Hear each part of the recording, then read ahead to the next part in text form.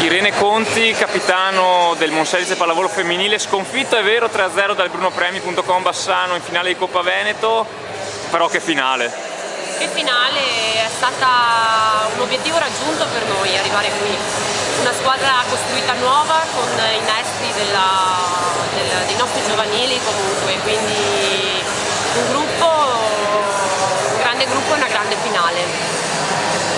Tanto che alla fine avete fatto quasi più festa voi, insomma, del Bassano. Sì, no, noi abbiamo fatto festa perché avevamo tutti i nostri tifosi, le nostre ragazzine delle giovanili, i nostri dirigenti, i genitori. Si è formato un gruppo che è veramente vincente.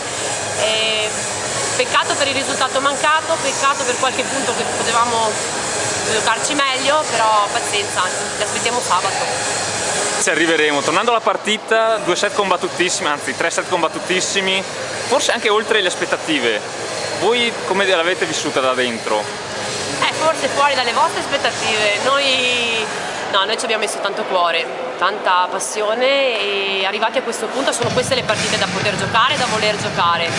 E sono contenta di tutte le ragazze, anche di quelle che non hanno avuto l'opportunità di entrare, perché ci hanno sostenuto sempre con il loro tifo e la loro passione che si sentiva a pelle ogni time out che prendevamo. Quindi ti ho detto, la vittoria di un gruppo, e in questo caso una sconfitta, ma per noi è una vittoria, ci porta a rientrare in palestra con più voglia di prima.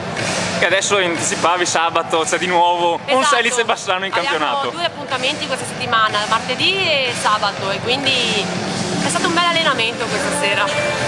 Allora, grazie Irene, complimenti e in bocca al lupo. Grazie a te.